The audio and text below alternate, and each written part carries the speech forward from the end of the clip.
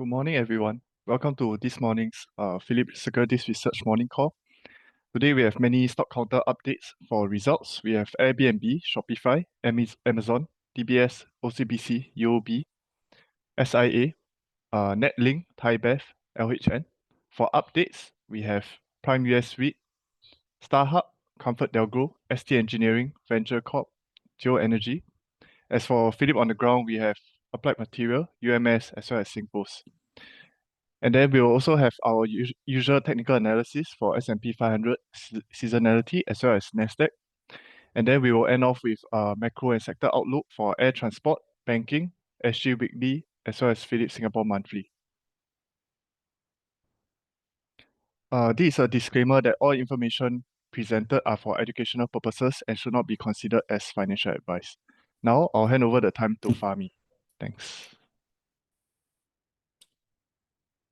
All right, thank you, Ben. Good morning, everyone. Let's start our today's session with the Airbnb's first quarter earnings result for 2025.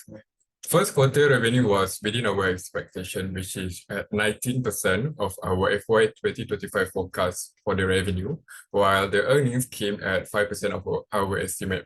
These are mostly due to the seasonality weakness, but also due to the higher product development costs and lower interest income. But we expect profitability in the second half of 2025 to rebound strongly, driven by the summer travel demand and higher operating leverage. Moving on to the positive points, we saw stable growth in the booking volume at 8% year-over-year to 143.1 million. First quarter's revenue grew at 6% year-over-year to $2.3 billion, which was in line with the company's top-end guidance.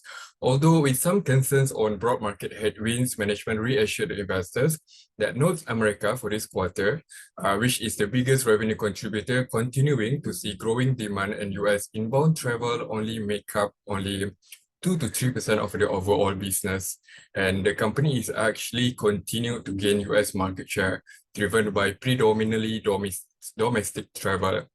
Also, the management highlighted that despite softness in the US inbound travel, guests remain active on the Airbnb platform by them opting for domestic trips or alternative destinations like Mexico, Brazil, France, and Japan.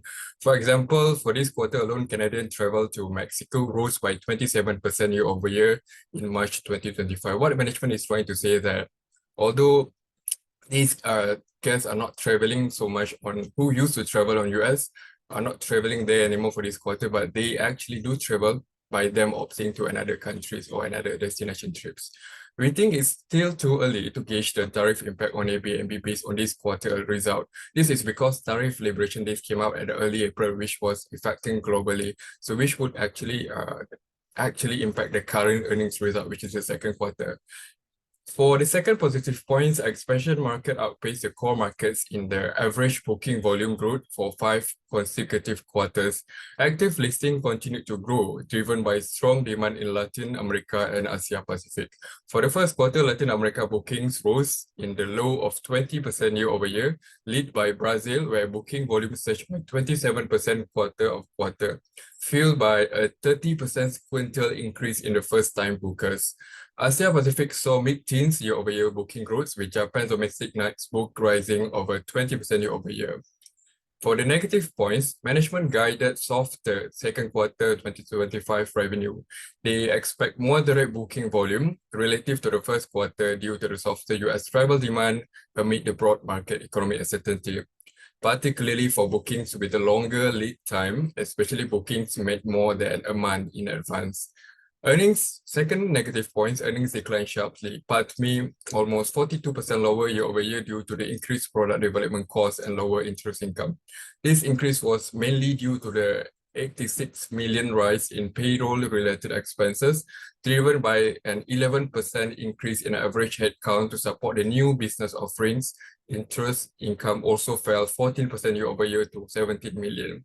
So also recently, last week, I think Airbnb released some summer release result in which that Airbnb announced some major upgrades to their products and offerings. So for example, they released these Airbnb services. They introduced 10 categories of services delivered by qualified and experienced professional in 260 cities.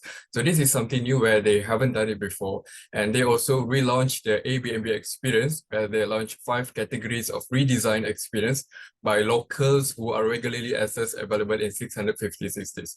However, we think that it's still too early to assess the performance of the new business, which may take time to contribute meaningfully to Airbnb's growth, likely from for FY26 onward. And for the outlook for the second quarter, Airbnb expect revenue to rise by 10% year-over-year to 2.2 billion. Booking volumes are expected to moderate relative to the first quarter due to the softer US travel demand amid the macro uncertainty. Adjusted EBITDA is expected to rise year-over-year, though margins may be flat to slightly lower, reflecting increased marketing spend tied to the new business investments for the summer release. Combined with the stalled travel demand and softer consumer sentiment, especially in the US, second quarter amid ongoing macro uncertainty, we expect travelers to remain cautious, adopting a wait-and-see approach. Therefore, we downgrade to reduce from neutral, while the target price remain at $100. That is all from me. Thank you. I will pass the presentation to Elena. Thank you, Fahmi. I'll move on to Shopify. So Shopify also released their first quarter earning. Their revenue was within our expectation. PATMI underperformed because they have a $1 billion unrealized loss on equity investment. So if we look at the adjusted PATMI and revenue, they're both at 22% of our FY24 forecast. 25 forecast. Their growth remained very resilient. Revenue grew 27% year on year. This is their 8th consecutive quarter of growth exceeding 25%. GMV healthy growth 23% year on year. Their Shopify payment GMV increased 57% year on year. Previously, last year, they were taking up 58% of the total GMV. Now it's taking up 62% of the total GMV. So pretty healthy growth.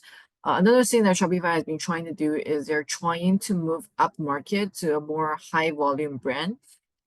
So the recent addition to their network include brands like Alexander McQueen, Balenciaga, Toys R Us. So all the bigger brand names. They're also saying that because of the ongoing tariff uncertainty, it actually play in their favor because usually these big brands, they use the legacy platform, and those platforms usually they struggle with pricing and loyalty program update. So it kind of positions them in a more flexible alternative for these big brands.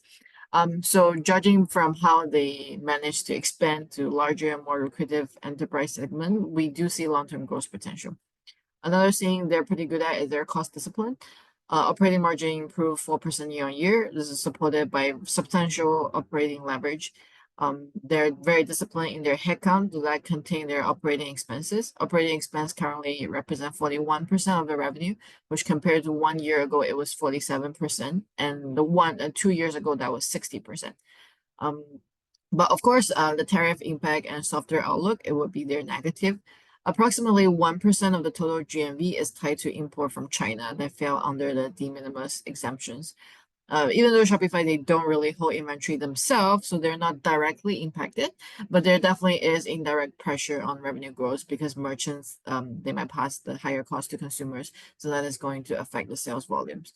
We estimate FY25 and 26 revenue to decrease around 3% and 4% respectively.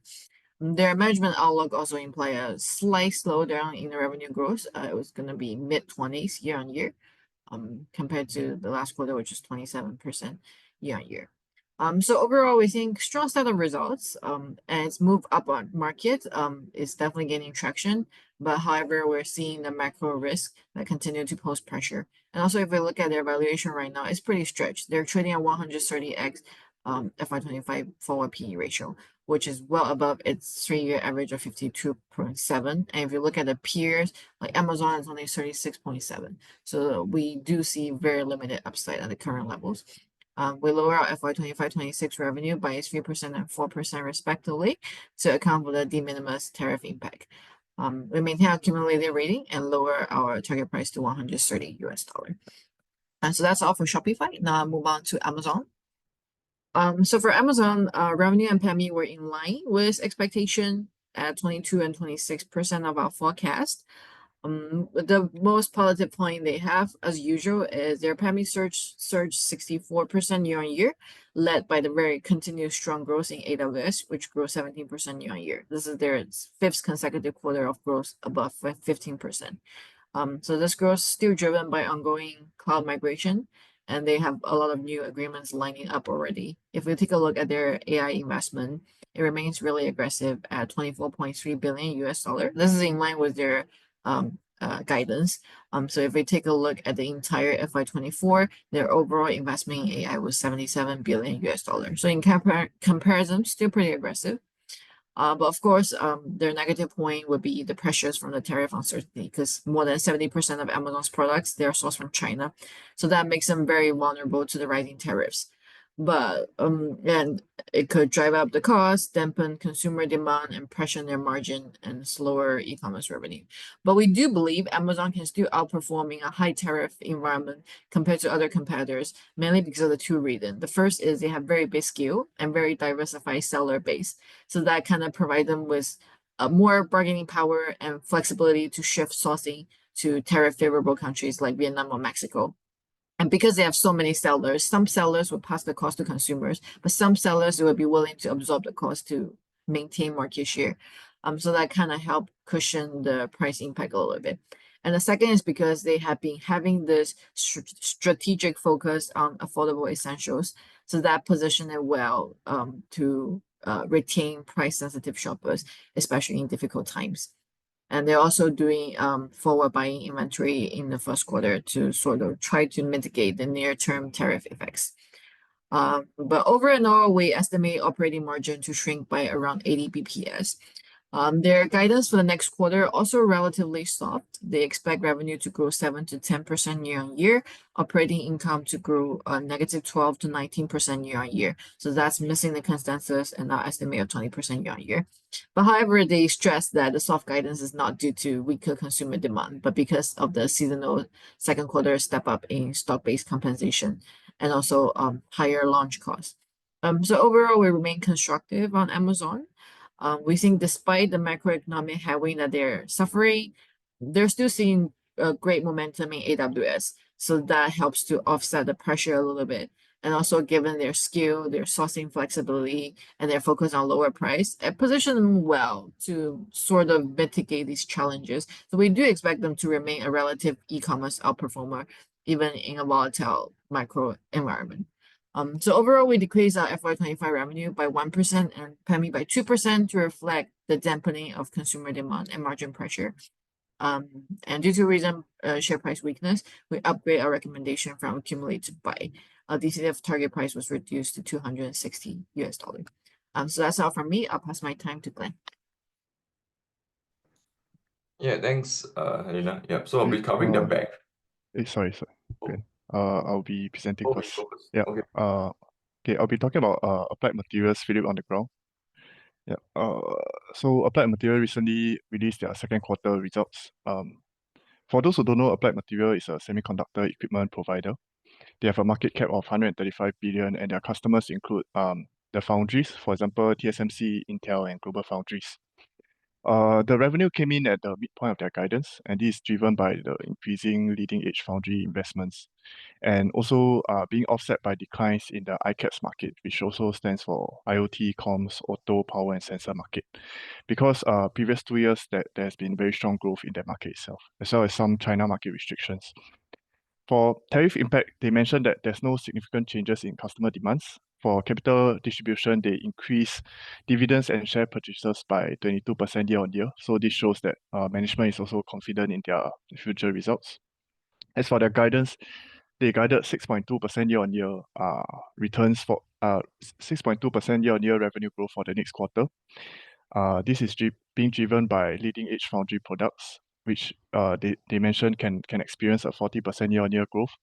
And they also expect growth in NAND products, but they do guide that there will be further declines in the ICAPS market, ICAPS demand from China as well. As for our outlook for Applied Material, we do think that because hyperscalers have been guiding increasing capex in AI in in upgrading their AI equipment. So we do think that this will drive further demand for applied materials growth. Even though China's decline is material, as seen by the red color box at the bottom right hand corner, we think that applied material is diversifying well into Taiwan and Korea, as can be seen in the latest quarter's results. Taiwan and Korea's revenue has been increasing compared to last year. Yeah, so we do think that they are able to manage this decline from China well. Yep. For the next slide, I'll be presenting on UMS, Phillip on the ground as well. So for those who don't know, UMS is the high precision component manufacturer. One of their customer is Applied Material, which is presented earlier. Yeah. So their key customer, Applied Material, operates in one key segment is in Malaysia. So for UMS itself, in the first quarter, they face some supply chain issues. However, management did mention that the issues are being resolved. Hence, they can experience 13% year-on-year revenue growth in the next quarter. As for their semiconductor segment, for next year itself, management did mention that next year will experience a higher growth of around 18% compared to which is in line with the industry's growth and being driven by the high performance computing, HPC, memory, and AI sectors. For their aerospace segment, which represents about 10% of their revenue, management did guide that this will experience a stable growth, not the kind of explosive growth. As for their capex itself, it will be roughly 30 million, which is around the same as last year. And they also have a lower free cash flow because of their high capex in the Malaysia plant for applied material. As for our outlook for UMS itself, we also think that AI demand from hyperscalers and the upcycle in semiconductor equipment suppliers like Lam Research and Applied Materials should be able to boost UMS results for FY25 and FY26 itself. Yeah, so that's all for me. I'll hand over the time to Glenn. Thanks. Hey, yeah, thanks, Ivan, sorry about that earlier. So we'll just be going through the three Singapore banks. They all released their results the week before. Yep. So we'll start first with DBS. DBS, their adjusted earnings were in line with our estimates, coming in at 2.9 billion. DPS was raised 39% to 75 cents. So this is we really sort of expected this amount of 75 cents. It comprises of 60 cents ordinary dividend and 15 cents capital return dividend. Yep. So moving forward, I think for the next few quarters, we will expect 75 cents, for second quarter and third quarter each. And then for last quarter, fourth quarter, I think we will come in at around 81 cents. So for full year, we're looking at a dividend of around $3.06 for DBS. Just jumping straight to the positives, is that their net interest income has continued to rise, mainly driven by the loans growth of 2% and also to the fact that they do have a lot of excess deposits. And if you compare amongst the three banks, DBS does have the largest, I would say, CASA balance, right? So they are able to really put this to good use by putting a lot of the excess deposits into longer term interest earning assets. I think a lot of them goes into securities and bonds. So that's how they are able to get that increase in their net interest income.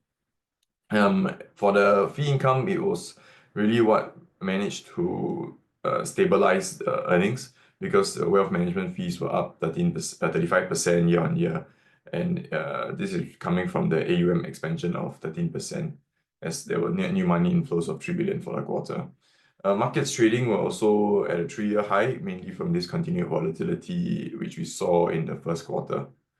For the negatives, the real main negative, and I think you will see this repeated right across for the other banks as well, is that their allowances were much higher, mainly due to an increase in their general provisions. So if you look at the last year, at least, in 2024, the banks had very low general provisions, right? And this was mainly due to the fact that they didn't really have to put on a lot, because they had such a huge management overlay or excess allowances, and that 2024 was a year where they weren't really expecting much. So however, now the macroeconomic environment has changed quite a bit, so it's a lot more uncertain now. Hence, the banks are all of them, not just DBS, are putting on extra general provisions just to prepare for the worst, right? For a black swan event if something does really happen, and at least there is a buffer for them. But just to take note that the banks, especially for DBS, they are the only ones that really say how much the management overlay they have. They have 2.6 billion. So they are able to cover any increase in specific provisions, and we could expect that their credit costs will come in quite stable moving forward. As for the outlook, for the tariffs and geopolitical uncertainty, DBS does say that their first order impact or the direct impact from tariffs only makes up around 1 to 2% of their total loans, and this will come from the large corporates in the auto, metals, and mining, as well as the consumer discretionary segments. However, if you're looking at the indirect impact or second order impact, it's quite it's really hard to quantify as of now, but they are saying that majority of their customers do not have much dealings with the tariff impacted sector. Yeah, they also did say that they will be still going ahead with their capital management initiative, so giving back capital, right? They already set aside the amount. They're not going to reverse that, so they're just going to continue with that as well. Yeah.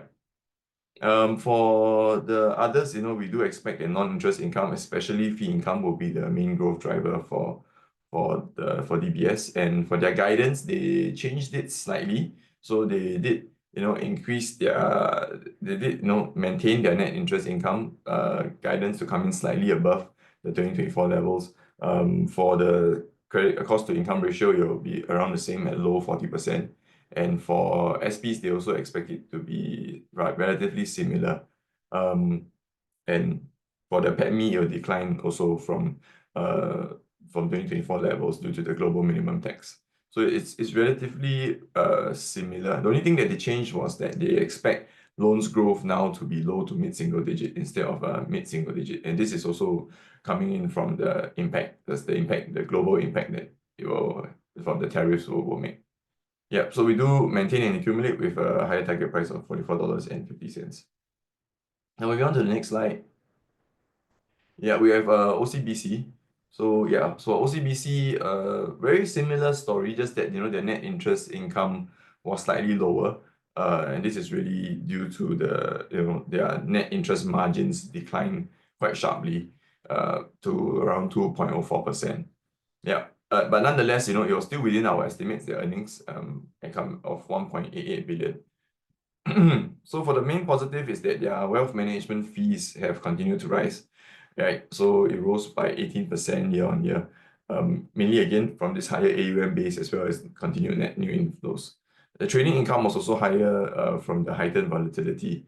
As for the negatives, the NIM compression has worsened.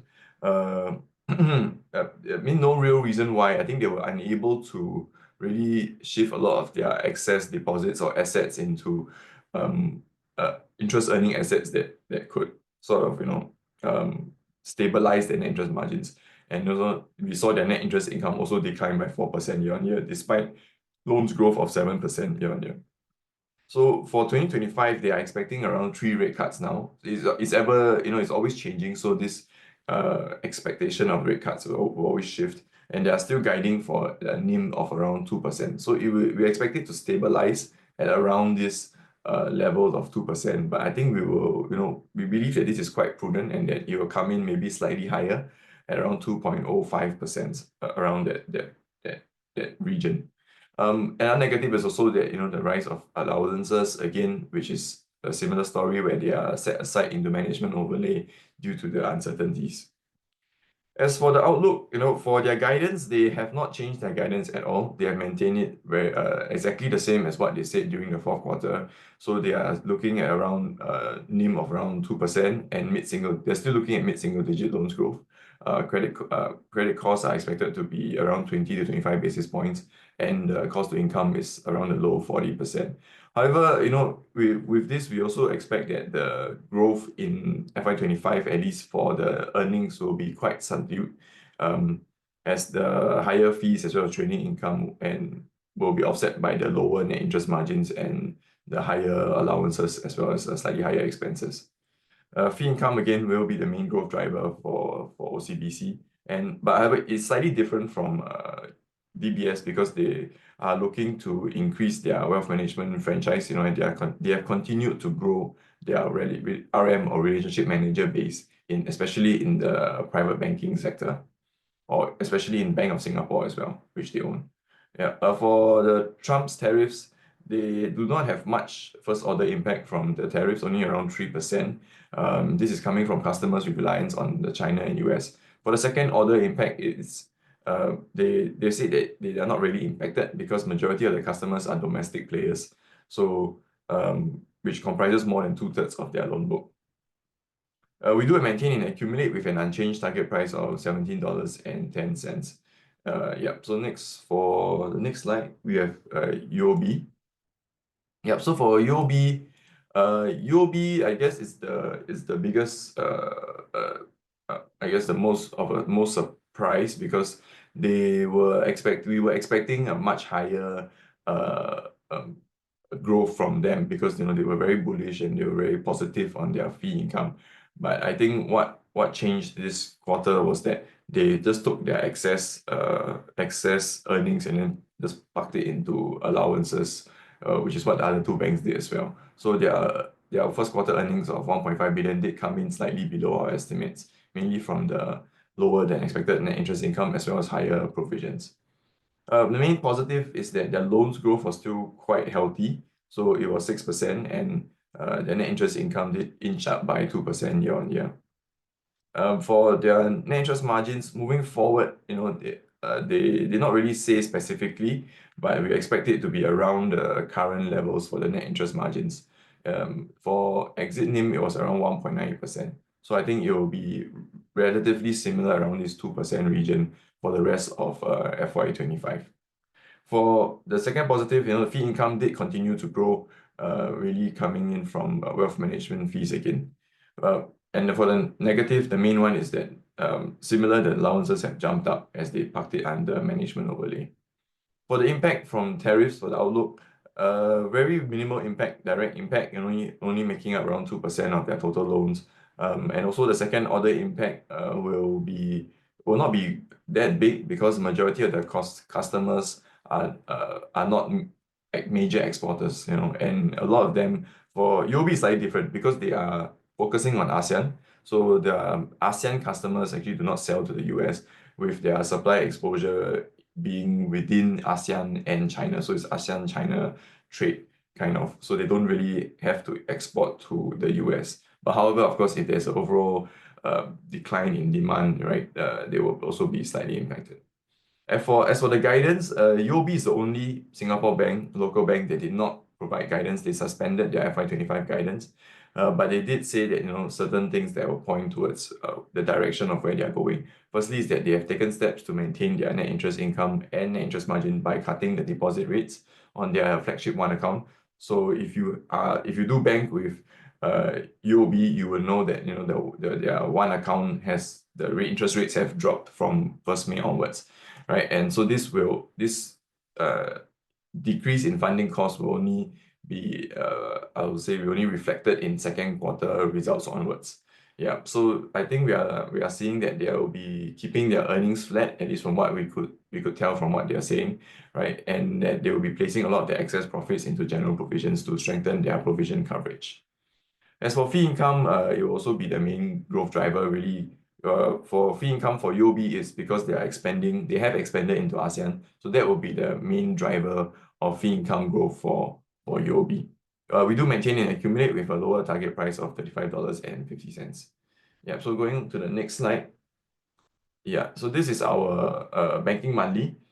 Yeah, I won't really talk much on the first quarter review since I just went through it, but I'll just do a very quick comparison. You can see that similarly their allowances have all increased quite a bit. I think OCBC is the least because they took on a little bit more general provisions a year ago, and DBS is the most prudent bank, I would say, by putting on more general provisions, and they do now have around 2.6 billion of management overlay.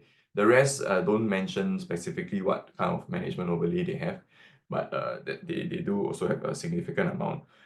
Just to give some background on this management overlay and provisions, So basically, the banks actually put on a lot of excess provisioning and general provisions during the COVID period, right? This was really to buffer in case there is a very significant crash, and loans start to go into NPL or non-performing, and then they have to provide for that. That's why they have these huge general provisions overlay. But the good thing is that they didn't really release a lot of these general provisions after COVID was over, right? Or like COVID, the country, the world recovered from COVID. So they just kept it one side. My guess is around 2.6 billion, that kind of range. So they just kept it one side. So now when there's another downturn again and they are preparing for the worst, they do actually have this huge buffer to begin with, and they're adding on more on top of it to ensure that they are well provisioned in if a black swan event or if the world collapses, at least they have this buffer to offset a lot of that bad loans, that go into bad debt. Yeah, so that's how that's what it means. That's what it means by higher overlay and provisions. However, you look at the bottom here. Oh yeah, sorry. For loans growth, it's been quite healthy as well. We're looking around 2 to 7%. The data later, which I will flash, it is quite it's still quite positive, right? At least for the first quarter of the year, where we are seeing the banks have also guided that it will be around low to mid single digits. So it's still quite stable. It seems for loans growth. If you look at the bottom here, the dividend yield is still very healthy. We are looking around 6.5 to 6.8%. And the positive thing is that the banks have all maintained and reiterated their commitment to their capital return initiatives. So we will probably see dividend yields still holding up at these high levels. Yeah. Now moving on to the next slide. Yeah, for the interest rates wise, the interest rates have continued to decline, and I think we believe that it will continue to decline further if once the rate cuts, if rate cuts come in. So even before the rate cuts, more rate cuts were implemented. The Singapore interest rates at least were still in quite a continuous decline. For HIBOR, it's also dipped slightly, right? If you look at it, it's a bit more erratic, but it is on a sort of a downwards sort of trend. Yeah, so we also expect the HIBOR to trend downwards following the Fed rate cuts. Now moving on to the next slide. Yeah, we have the loans growth. This is March from MAS, and this is March data. It's still very positive. We're looking at 4.8%, so still holding at this mid-single digit level. For first quarter loans growth, it was up 5% year on year. So this is sort of meeting the bank's guidance and also our expectations of mid-single digit loans growth. But moving on into the next few quarters, I think or next few months, we are expecting that there could be some more recovery from the additional rate cuts anticipated for the year, as well as the lower interest rates. But it will be slightly hampered by the trade war, and we could see some of the gains from lower rates actually offset by the trade war and uncertainty, especially around the economic uncertainty. Yeah. For business loans wise, it was up by around 5%, and consumer loans were also similarly up by 5%. For the CASA proportion, which is I think the thing that banks are most affected by, the proportion actually did rise to 19.2%. So this is, I think, the second time it went above 19% for the last year or two. This is important because CASA is a very good it's very low funding for the bank. So the higher the CASA means that the funding cost will be lower for the banks. Then on top of that, when the banks are also lowering their flagship accounts interest rates, right, their funding costs will be even lower. So we also expect that CASA ratio will continue to increase, mainly due to the higher interest fixed deposits maturing, as well as funds being shifted back to CASA because of the uncertainty around globally. Moving on to the next slide.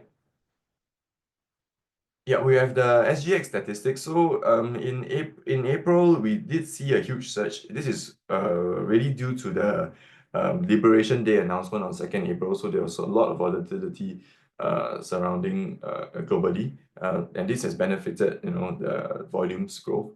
Volumes did surge by 59% for SDAV and by 24% for the DDAV. For the year-to-date growth, it was also very healthy, of 29% and 13% respectively for SDAV and DDAV. For the VIX, it averaged 32, and this is really quite a bit higher as compared to March of 22. So this heightened volatility will benefit SGX because the volumes will increase, and the higher volumes mean higher top line and bottom line for SGX. As for the top 4 equity index turnover, it was also slightly higher by 15% year-on-year, mainly due to the recovery in the FTSE China A50 index future volumes. Now moving on to the next slide. Yeah, we will see the share price performance for the banks. It did plunge in April, and really not just the banks, but almost the whole stock market plunged really from Trump's Liberation Day, and this really triggered this massive sell-off in the stock markets globally. However, there was a recovery, after he sort of did a pause, and also now that he's working out he did work out a trade deal with China. So there was quite a bit of recovery. So we expect this recovery will continue into the rest of the year, mainly as they continue to report good earnings. They did report a good set of earnings for the first quarter, and they have also maintained their capital return initiatives, which is what we believe will hold the share price for the banks. Now moving on to the next slide. This is the last slide. Yeah. So we do maintain an overweight on the banking sector, and we believe that the trade war does not really directly impact the majority of the bank's customers. So the first order impact is around 1 to 3%. And however, there will be some slowdown in loans growth in FY25, but that the fee income as well as trading income will continue to support the bank's earnings. And their dividend yields are also very healthy. And on top of that, they have continued to their commitment to their capital return initiatives, which will hold up their dividend yield of around 6.6% now for the banks. So that's all I have for the banking sector. I'll now hand it over to Darren for the REITs. Thank you. Yeah, thanks, Glenn. Yeah, so I'll run through Prime US REITs results. Yeah, so for the first quarter business update, their revenue it fell. That's mainly because of the lower portfolio occupancy, as well as the divestment of one town center last year in July. So for the distributable income, quarter on quarter was down 30%, mainly from the lower occupancy. But I mean, that is about year on year, but for quarter on quarter, the distributable income, it rose 33%. So that is despite the fact that last year, end of 2024, the occupancy was about 80.9. So now it's 78.9. So despite the fact that the occupancy fell quarter on quarter, the distributable income rose 33%. So that's mainly because of the commencement of rent that they signed over FY24. If you I mean, for leases signed in FY24, they usually have long leases, especially they have a rent-free period. So it's usually like 1 month per year. So it's noted that they like to sign, or it's preferable that they sign leases of longer leases of like probably 10 years. So if they sign long leases of 10 years, then they'll have a 10-year month free. So or rather a 10-month rent-free period. So the cash contribution will come after 10 months. So that is why the DI only started to rise this quarter onwards. And we expect it to continue increasing quarter on quarter, especially with more of these cash contributions starting to come in. Yeah, so for this quarter specifically, the leasing momentum is slightly lower year on year, but it's still resilient. So 2.6% rental reversions.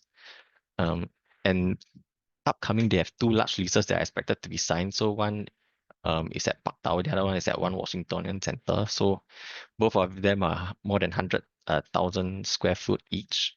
So that will likely increase the portfolio occupancy to around the 85% level by the end of the year.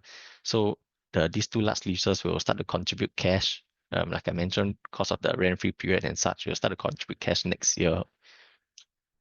Yeah, so for them, right now for the US, because a lot of the capex, all these requirements are more from their own leasing, or rather capex requirements are mainly from the landlord. So they have to put in all the cash themselves. Yeah, so for them, they have a strong balance sheet. They have 46.8% leverage. They have 91 million of debt headroom that they can use to back up. So all these are also backed by undrawn credit facilities. Yeah, so they can use this to kind of pay off the they can use this to top up the capex. And for them, their cost of debt also it rose because they refinanced the loan. If you recall, they refinanced the main credit facility last year at higher rates. So we expect the cost of debt for them to maintain around this level, low 5.4%, low 5%. Yeah, and for the outlook for them, like I mentioned, the strong balance sheet and high quality assets, all this will help to support leasing momentum. And they're currently using the retained distribution. So currently the payout ratio for the past year was 10%. So 90% retained. So they're using that to fund capex and tenant improvements to attract and secure new tenants, which is very important for especially longer leases. And their physical occupancy now is at 70%. So that will help to further improve leasing momentum as this physical occupancy continues to improve. So last quarter it was slightly under, so now it's already increased to over 70%. Yeah, so no change in our TP. Everything remains the same. We currently still assume a 10% payout ratio for this year, and we assume that Prime will return to full 100% payout starting next year. Because like management also mentioned that they realize or they know the importance for dividend paying for REITs to pay dividends. So if possible, they will try to pay a full dividends ASAP. Yep. So that's all for me. I hand over time to Emma. Thanks. Thanks, Darren. So SIA released the FY25 result last week. So the results are in line with our forecast. SIA proposed a total DPS of 40 cents, representing a payout ratio of 46%, or 71% after adjusting other non-recurring items. And for positives, passenger carried increased by 8.1% year-on-year, and this is broadly in line with the 8.2% increase in capacity. And this is also reflecting the resident demand from both corporate and leisure travelers. And the cargo revenue also increased by 4.4% year-on-year, supported by the very strong demand for the e-commerce and perishable products.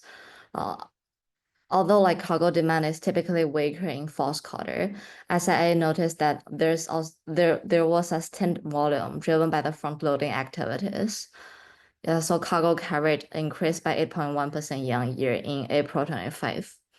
And US dollar also depreciated around from 1.35 during January to March 25 to 1.3 currently.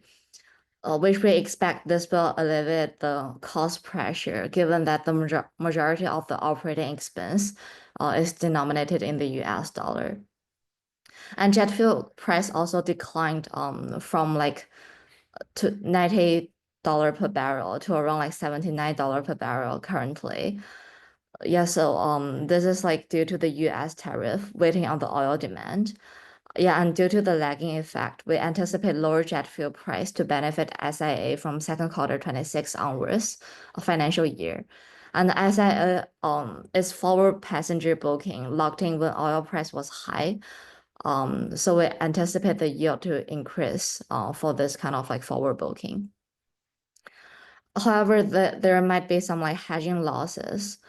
As SIA hedged around like 49% of its fuel position at an average price of negative per barrel for the first quarter 26.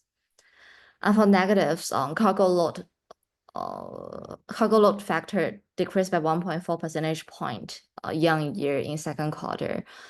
And stronger demand was observed for East and West Asia due to front loading, and the group's passenger load factor declined by 1.4 percentage point. And this is shortfalling of the 8.2% year-on-year increase in capacity. And passenger yield also fall by 5.5% due to Asia Airlines increasing their capacity aggressively. And we do expect yield to compress further in FY26, however, at a slower pace. And this should be well above pre-COVID level of 10.1 cents.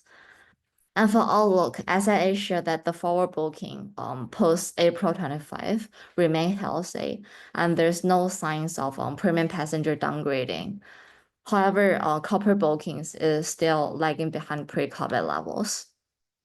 And there's also like no decline in US inbound travelers from Asia.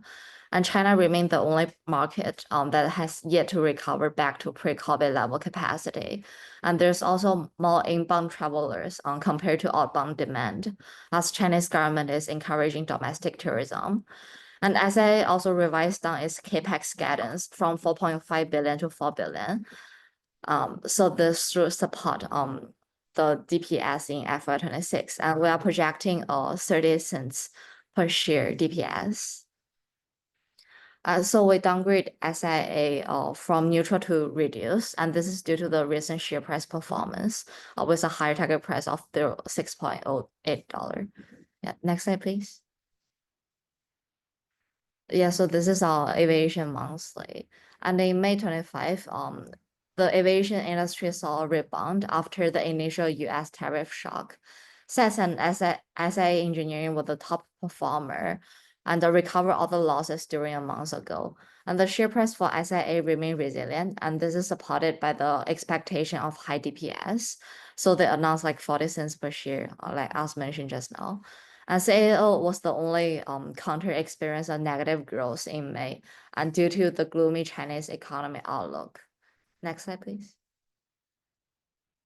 So SIA Group reported a 4.8% year-on-year increase in passenger traffic for April 25, supporting by the shift in Easter holiday from March last year to April this year. And passenger capacity rose by 4% year-on-year. As a result, load factor improved by 0.7 percentage point. Next slide, please. On the cargo front, volume increased in East Asia and West Asia due to front-loading activities, and the demand in America and Europe remains sluggish. Overall cargo load rose by 4% year-on-year, but is still trailing behind the capacity increase of 6.6%. Next slide, please. Yeah, and some updates on the de minimis rule. Yeah, so tariff on the postal package were lowered from the 120% to 54%. And the rate for cabbage for commercial carrier was cut from 145% to 30%. Originally, US want to increase the flat fee from $100 to $200, but now they canceled the proposal. Yeah, so effective from like June 1st of June, the flat fee will still be $100 per parcel. Yeah, so we do expect like Chinese e-commerce platform to use the window to build up inventory in the US ahead of the year-end holiday season. So as a result, like front-loading activities are expected to continue from second quarter 25 onwards. Next slide, please. Yeah, so given the SIA noted that the weaker air cargo demand from China to the US has been offset by the shipment from Southeast Asia to the US. Given that the extensive network coverage of SES and SIA, we do anticipate more rerouting of cargoes from China to Southeast Asia to support the ongoing front-loading activities.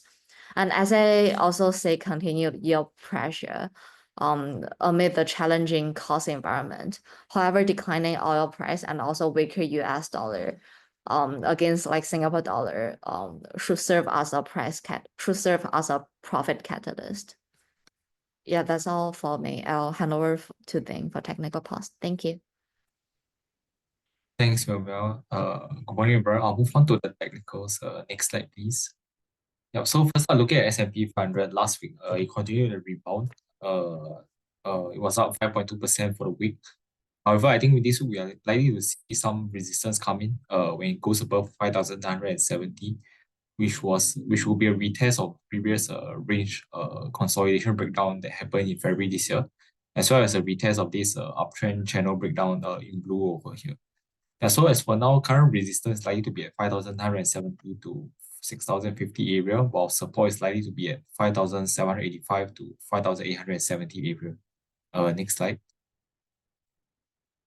Yeah, so we also looked into whether the sell in May investing adage holds true for various markets such as Singapore, Hong Kong as well as US equities. So this chart actually shows the monthly seasonality taken from Bloomberg for Singapore equities over the past 10 years. So you can see normally the weakest months can be found in May as well as August, which is usually down about 2.8% on average over the past 10 years. Next slide. Next one, this is the S&P 500 monthly seasonality over the past decade. So usually it's quite bullish. However, the weakest month would be in September, where it's down on average about 2% over the past 10 years. Next slide. And then next up is for the Hang Seng Index seasonality. So this one we can see a bit more weakness. So it's highlighted in May, which is usually down 2%. And the period between July to October is also usually down over 1%. Next slide. Yeah, so in conclusion, the sell in May, which refers to the historically weaker period between May to October, actually holds true for Singapore and Hong Kong equities. However, it does not hold true for US, and it's better to stay invested in US equities during this period. So in summary, for you, Singapore equities, the weakest months usually in February as well as May, August, and September. And the worst month is in May, August, mentioned earlier, with an average of about 2.8%. So on average, if investors have held from May to October for Singapore equities, on average, they will have recorded a 4.4% loss over in these past 10 years. Then for S&P 500, the weak months usually in September and December. So, and then on average, they recorded a 4.8% gain if they held through May to October. As for the Hang Seng, the weakest months, there's quite a few, February, March, May, July, August, September, October. And on average, they have recorded a 7% loss if they have held through from May to October. So this is just a summary of it. Next slide. So next one, we also looked at a signal that flashed last week, which was over 24% of the Nasdaq 100 stocks hit overbought conditions, where the relative strength index or RSI for the individual stocks hit above 70. So usually this occurs about 10 times in the past 5 years, on average about twice a year. So this signal actually flashed after the recent rally. So next slide. So what does it actually mean in terms of the short-term forward returns for the Nasdaq 100 following such an occurrence? So we look in the past 10 occurrences. In the short term, from 1 week to 1 month, usually we will expect a pullback. In the 1 week, there's high probability of a pullback, on average about 1.6%, with 90% chance of the index doing a pullback. In the 2 weeks and 1 month after this signal was being flashed, the average drawdown was about 1.3% and 1.5% respectively, with 50% of the chance for the index to be in the negative. So overall, we expect the index to do a bit of a short-term pullback if this signal following this signal, based on the historical occurrences. So that's all from me. I'll hand over time to Paul to talk about Starhub's results. Thanks. Yeah, thanks, Zin. I'll just move. I've got eight companies to present, so I'll just try to make it more summarized. So for Starhub, they gave a first quarter update, not much financials. The title still in hyper competition mode. This is not what I meant. This is not what I said. The company themselves said that the mobile industry now in Singapore is in hyper competition. Next slide. Yeah, so obviously want to avoid it. So the results was below our expectations, 23-22. The one positive was there was an improvement in broadband plans. If you look on the left under broadband, ARPU up 9%. The big negative, where you can see most of the revenue comes on, it's the mobile. So mobile revenue was down 4%, mainly dropped by ARPU of falling 9%. So this is a big drop. And quarter on quarter is also deteriorating from the fourth quarter. So once you see, we usually don't look at quarter on quarter unless the business is very stable. So you will notice that once you start sliding quarter on quarter, this could continue in the subsequent quarters until this mobile competition kind of goes away. We cut our numbers a little bit, 5%, because we are bringing down our ARPU or selling price assumptions. In a mobile business, we cut our recommendation to accumulate. So the mobile competition is across categories. So in the past, when roaming is actually a very profitable business, because a mobile operator collects roaming revenue, when you go overseas, or even when let's say a tourist comes in, this is like 100% profit because it doesn't cost them anything. But then competition is starting to enter roaming. So even though you got the opening since the pandemic, the revenue didn't bounce so strongly. So because other operators are giving giving out more free roaming data, bands, and of course you also have some cheap offerings by various non-telcos. So the economics of the business will also only worsen because there's more capacity coming in terms of spectrum. So by the 1st of July, they have to make a 282 million payment for 700 megahertz spectrum, which they bid a few years ago was a 4G spectrum, which I think they don't need the capacity. I think this will just, again, only add cost to the business. I don't think lack of capacity is something that the industry is hurting. I mean, there's more than enough capacity, and now you are stuck with even more spectrum, and this will just increase the cost for them. So that's why that's another negative, and it spoils the economics of the whole industry. Next slide. Move on to venture. So 2025 looks tough. I think that's probably the summary of the outlook. Next slide. So the results was below expectations. Roughly about 23%. The one positive, as usual, venture always generates a lot of cash. So their balance sheet now, net cash is about an incredible 1.3 billion of net cash. The negative is just the weak revenue. So the revenue here is down 7%. But the bigger problem is that this 600 that you see is actually the lowest revenue in more than a decade, since 2015. So the revenue continues to slide. So in the announcement they mentioned it was dragged by a lifestyle consumer product, which we think is probably going to be the IQOS. There was a change in design, so the replacement is actually a good thing because they actually let the product last longer. But in the medium term, what happens is that the customer don't need to replace so much of this IQOS heated cigarette device. So we lower our earnings and forecast. We maintain neutral.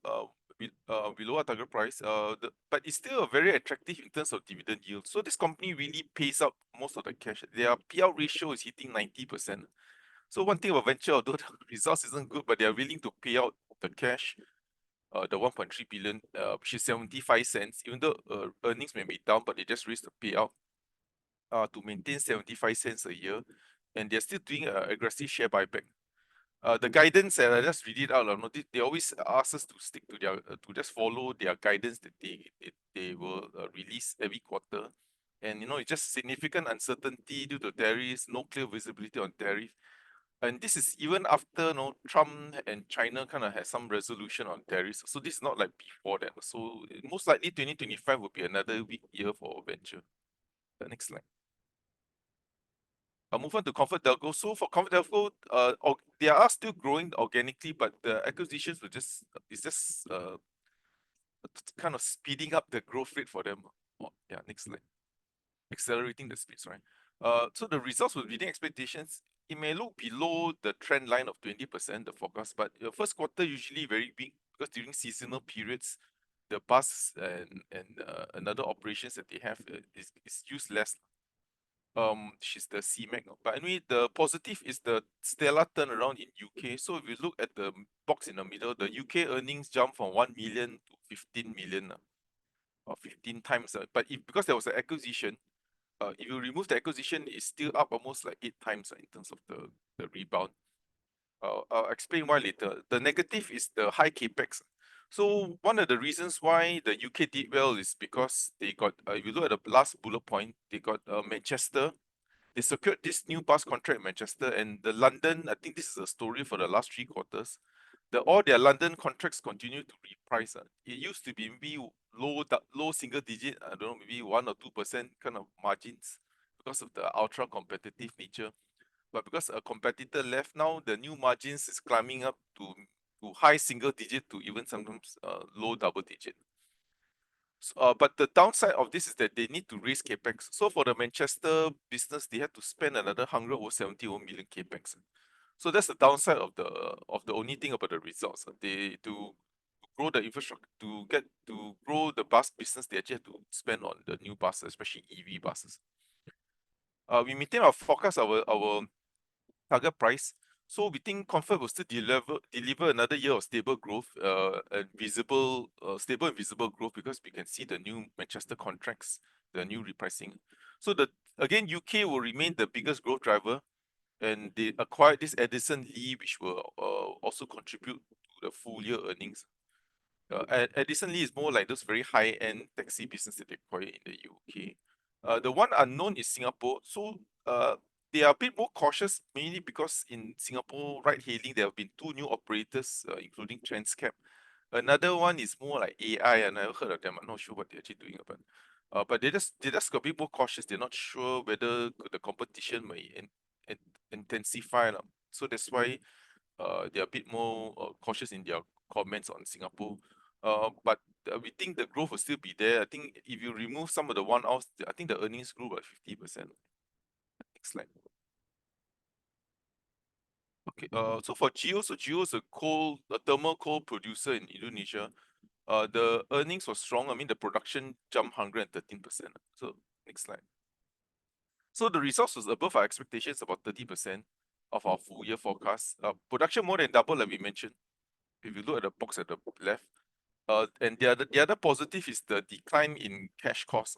So the cash costs fell by almost, I think, $5-6 because of a lower strip ratio. So strip ratio means you have to remove less overburden. Maybe every 10,000 of overburden, that means of waste that you take out, or you can extract maybe two tons of coal. That's what I mean by strip. So of course, the less overburden, the less all these rocks, sand that you remove to get the coal, the better. Our DCF target price is maintained, even though it's ahead, but it's tracking ahead of our forecast, but we maintain our earnings because, coal prices is volatile.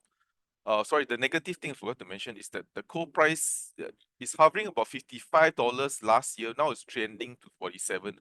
So coal price is always the unknown. I mean, you can never forecast that. So that's why we kept our forecast unchanged, but because the production is just very strong. The other main catalyst for them this year, in the subsequent years, is the new hauling road. If you recall, they are spending 150 million on the new road. Of course, the Chinese contractor is going to fund it with only repayment after 2 years. This will drive their coal production another 50% higher by 2027. It's supposed to be completed by middle of next year. And the more important thing is that it will generate new toll revenue. So because this 92-kilometer road will also attract other coal miners in the region, in the area, to Sumatra, to actually use it. So they can charge maybe $8, $10 to all these coal operators per metric ton, without incurring any cost. So this will be a pure profit business. They might even sell a stake in this so-called toll road operating business. Some of the implied valuations is as much as 1 billion. I mean, that's what they mentioned. But again, we are not, until they sign a deal, that will be something to watch. Next slide. So I'll move on to ST Engineering, full of orders. This is the update. They only give revenue numbers. Next slide. So the revenue was within expectations 23.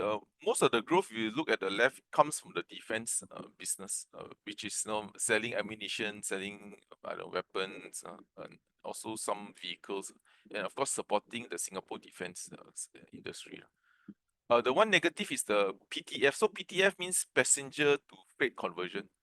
So some of those old passenger planes, when they are not when they are past their life, they might be converted to freighter planes.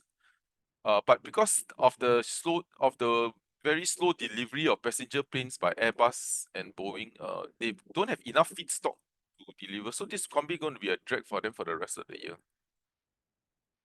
We maintain our forecast. We nudge our target price because one thing amazing about DCF is that you move some of the assumptions, you get this big jump. So we move our terminal growth rate from 2 to 3, and then the target price is 820. So defense spending will be the main growth driver. You will notice on the left also the new contracts that they secured is up 45%. So these are the contracts they secured for the quarter. Of course, this is very lumpy. Some quarters are up, some quarters are down. But I think for the first quarter, the number of the orders that they got just jumped out almost 50%. And the one on the left, you notice your orders to be delivered. They actually do give some guidance, like how much of the orders they can deliver. Of course, it will be more than this, but but at the minimum they will deliver 7 billion. So this is like 12% higher. On tariffs, there's not much impact. The only thing is only in China, unless they cannot import the tariff, they will just pass it on. Next slide. I'll move on to Netlink Trust, more leverage needed. Next slide. The reason why you mentioned is that they are actually need to borrow more to pay the dividends. So the results was within expectations. The DPU actually was exactly as our forecast. One of the few times we are right on anything, but the positives is that there's a stable climb in residential connections. So most of the revenue, if you notice on the left, comes from residential. So basically, people like us, we pay, I think it's 1360 or 1350. So I missed the number, but we pay like 13 plus to Netlink for the broadband connections every month. Then the negative is the capex. So the capex actually doubled. I think 100 over million from the last 5 years, about 70 million to 155 million. This is actually good in the longer term, but in the medium term, it actually will drag a lot of cash. Because for Netlink, because this is a regulated, right? So how much, because you are a monopoly, the government must control how much you charge. But the government will give you a return, because since you spend so much, so they normally give the WACC of 7-8%. So whatever you spend, you get a return, but you get it at a later period.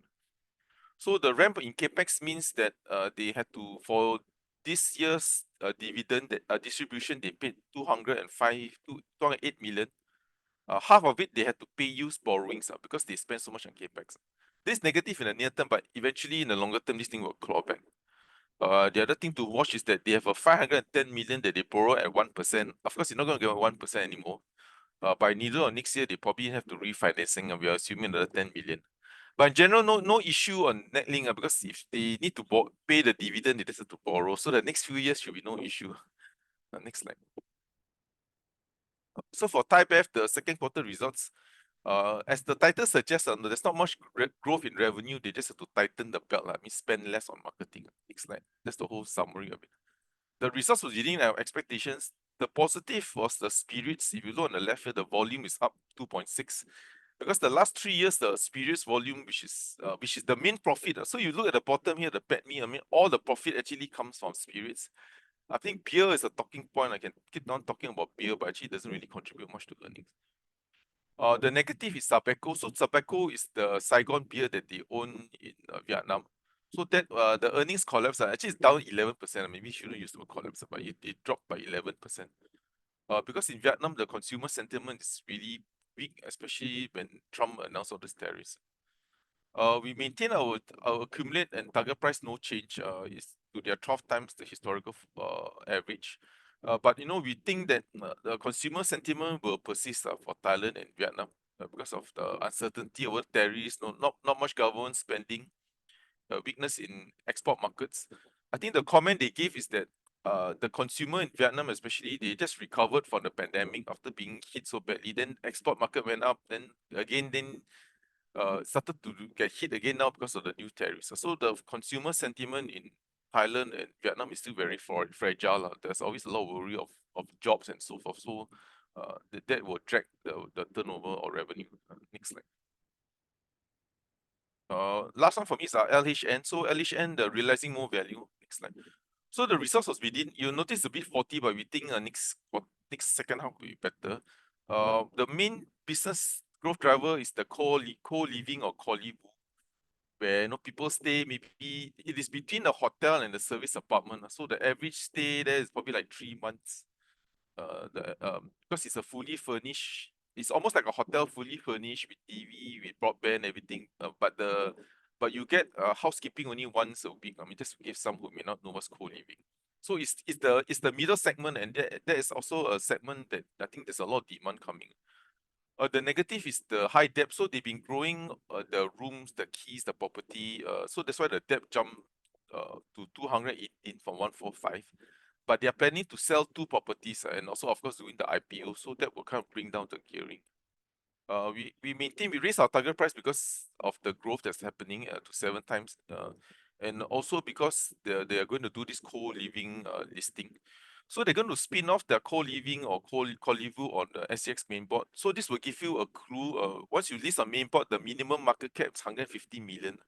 And LHN is still trading 20% below their book value of about 64 cents.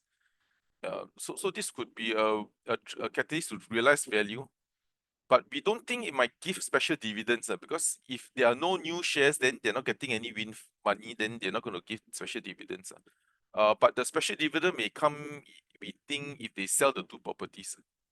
But in terms of growing the franchise, is a positive because the listing will they can if they issue only new shares, then they will get more capital, then they can go more asset light and accelerate the growth because capital has been one thing that's been holding them back because of the gearing. They at the meantime right now they have about 2,600 rooms. You notice on the left, they grew 20%. They have another 400 rooms under renovation. Another growth driver for them is this thing called healthcare accommodation.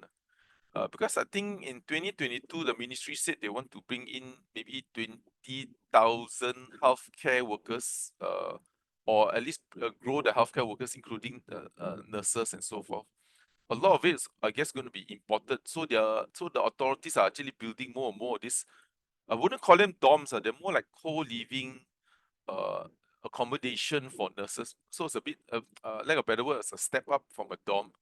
And they could actually secure more of these contracts from the ministry. Yeah, so this will be another growth driver from them. Next slide. So I'll move on to the usual weekly. The two key news, there's a few news here, but firstly on visitor arrivals, like we mentioned the comment on Genting, it actually grew, but the one negative is that the China arrivals actually down 6% year on year. So, and this is the third month that China arrivals from China is falling, coming to Singapore. So this is negative for Genting. I mean, if you assume one of their, they never disclose, I guess one of their major clienteles will be from China. Ready mix concrete also declined, but year to date is still up, so it's a bit slower than expected. The one positive is property. So property, the April units sold excluding EC is 120% higher than last year.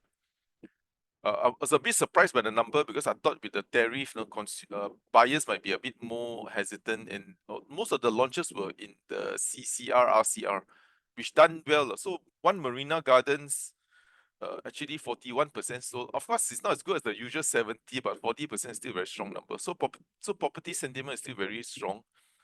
Prices are still trending up. I think the RCR and the OCR, which is the CCR, which is the core center region, which is your Orchard, and so forth. Those and RCR, that means just outside. That's also the prices are climbing from 2006 to 2. Sorry, it's 6,000, not 2.9 per square foot. So prices are actually rising in the high end. Exports are also still resilient even though there are the tariff announcements. This is the core CPI. I mean, I won't mention much because next slide, because this is before tariffs. So in terms of tactical view, so every Monday we'll give our weekly strategy in our morning note. So I guess we got some questions. Everyone's talking about this, so we will focus on this. So Moody's downgraded the US from AAA to AA rating, sovereign rating, credit rating. This is the second after S&P did it in 2011. Then Fitch did it in 2023, and then now Moody's. So right now, of the 10 countries under Moody's, which are AAA, 7 are in Europe, Australia, Canada, and of course Singapore, the only one in Asia. So for us, we think the impact will be muted. Bond yields maybe climb up, I think 3 to 4 basis points. Because this is something that investors already know. I mean, the reason why they downgraded was because of the rising government debt, rising fiscal deficit, and the rising entitlements. I think all this we all know. I mean, the whole world kind of knows. I mean, yeah. So I don't think that's a surprise to investors. In 2011, there might have been a bigger impact because apparently some funds don't allow if it's a non-AAA rated into their portfolio. But I think they amended it and they say that so long as it's government securities. And the third reason is that the treasury is the most liquid bond market in the world. And ironically, the more money you owe, the more important you are, because then you become higher in the bond index. So I think Italy is probably one of the big ones there. So the US is 40% of this index. So you can imagine you have to buy the treasuries. So that's why we think it's not an impact. The one nuance is that it might be positive for the US banks because the Trump administration has said that they want to anyway what may happen is that the banks may hold more government debt because of this. So the Trump administration or Scott Bessent has said that they want to relax this thing called the SLR. So this is the supplementary liquidity ratio. This is like the capital that the banks need to put aside based on the amount of assets they have, including off balance sheet. Sorry, it's a bit more technical, but basically what it means is that when you hold treasuries right now, you need to put maybe 3 to 5% of capital. But under the Trump administration, if you hold treasuries, nothing. So there's no capital needed. So you can hold as much treasuries as you want, and it won't be a draw on your capital. That means you no need to put like, oh, I need a bit of put on my share capital, maybe 1% for every $1 for every $100 of treasuries. Now you say no need, don't need to put that $3 to $5. It's zero. So it just allows the banks to carry more treasuries. They can park more of the deposits. So this is one thing, one of the reforms. The second reform is also to reduce the current minimum of 3 to 5%, which I think Scott Bessent has said that is imperative to do so. So it is announced, and with this Moody's thing, maybe they want the commercial banks in the US to hold more government debt without any cost to them. But the one negative is that the so-called one beautiful bill that Donald Trump wants to do, basically to extend the tax cuts that he did, and also to introduce more tax cuts. So Trump wants to cut, I think we all heard about all this, cut tax on overtime, cut tax on social security, cut tax, I've forgotten what, on tips, but because of this, and a lot of Republican conservatives are pushing back, so this might cause a bit more stalling of this bill, which will be positive for the market if it's introduced, because they're just going to spend more. It may not be good for bonds, but at least for equities, everyone celebrate. In terms of some of the events for this week, we will have Singtel and SET's results. These are some of the corporate insights. Tomorrow, sorry, I think on Wednesday, sorry, we will have Takraw, and then we have Prime. It's open to anyone, anyone can sign up for this. Next slide. Try and wrap it up ASAP. I won't move this up, but anyway, the reason why we like PropNext is to play this huge bounce in the residential sales. Next slide. Yeah, and just one last one before I move to Q&A is SingPost. Okay, so SingPost announced a 9 cents dividend. I won't go through everything. I'll just focus on the comments. So the comments is that this is whether is it a buy, it is still worth a buy in a way, because there's still restructuring story. They still they said that SingPost Center, which is worth 1 billion, is a non-core, so they will still sell it. Of course, most of the earnings, you look at the left field property, for 50 million comes from. So another thing they're probably going to sell is Famous Holdings. They're going to restructure the post office network that's losing for 16 million, and they're going to decline. So it's still worth a buy, but the only thing is you're not sure what is going to be the core earnings.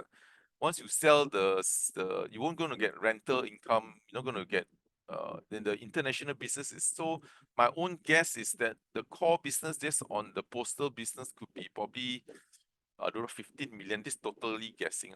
But I need, if there's questions, I'll address it at your time. Yeah, sorry for taking so long. I think I move on to Q&A.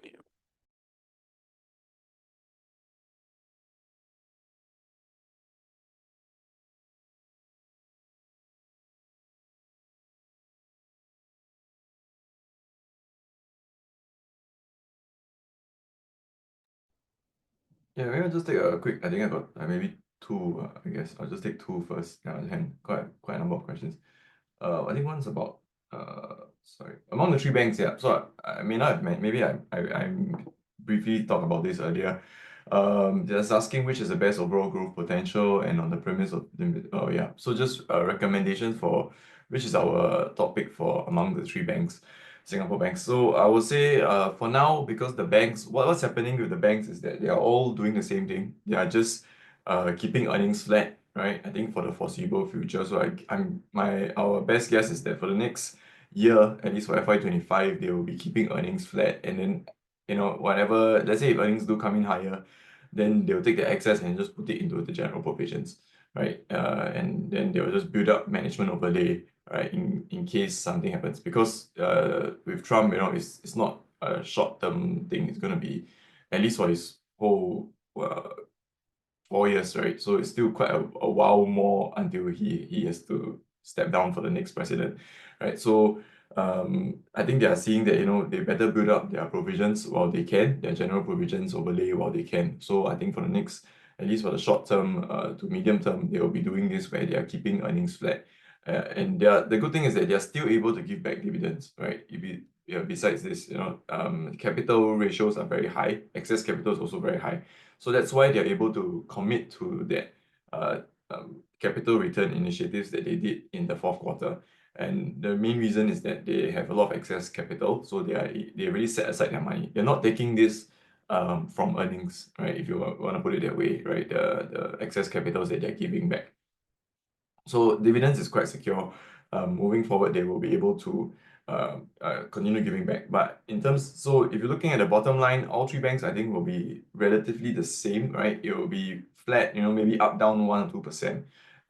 Yeah, but I think it'll be flat. So looking at this, previously we were looking at the banks and they were saying that, okay, the highest growth would be UOB because they are able to grow into ASEAN. But now I would say DBS is, because if it's all the same, right? Yeah, all earnings flat. DBS actually does have the sort of the only one with the fixed dividend policy where they are giving a fixed amount, right? And it's the easiest to predict where it's stable.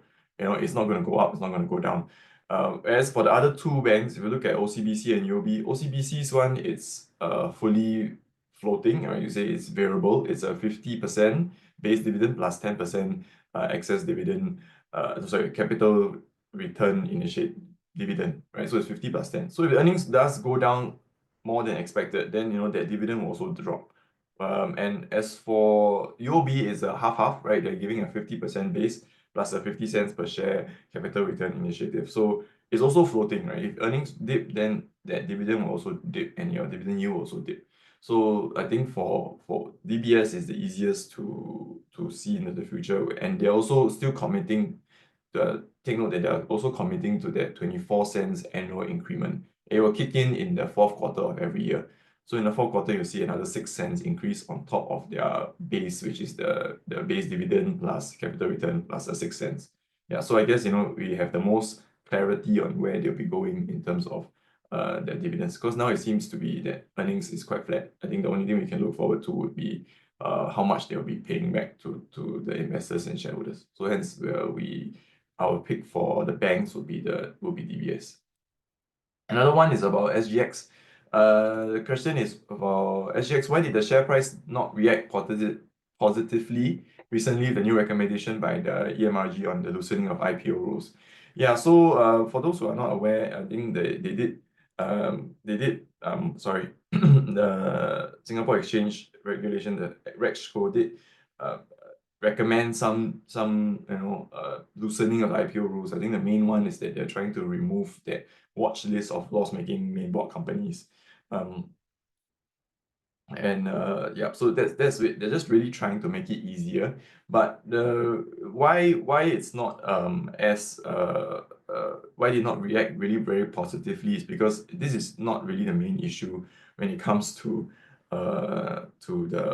why companies don't really want to list in Singapore, right? So there are more structural challenges, I guess, facing the Singapore's equity market. I guess the low liquidity as well as the poor valuations, it really is what is the issue that you need to be fixing. So they're doing I guess the small steps first, and I guess it's nothing that big where the market will react very positively and then say, okay, these things will improve greatly. Yeah, so I guess that's the main reason why the share price did not really react as positively as you would think. And it's also only a recommendation. It hasn't been set in stone yet. Yeah. Okay, let me hand over. I think got quite a few more questions. I'll hand it over to the rest of my colleagues. Thank you.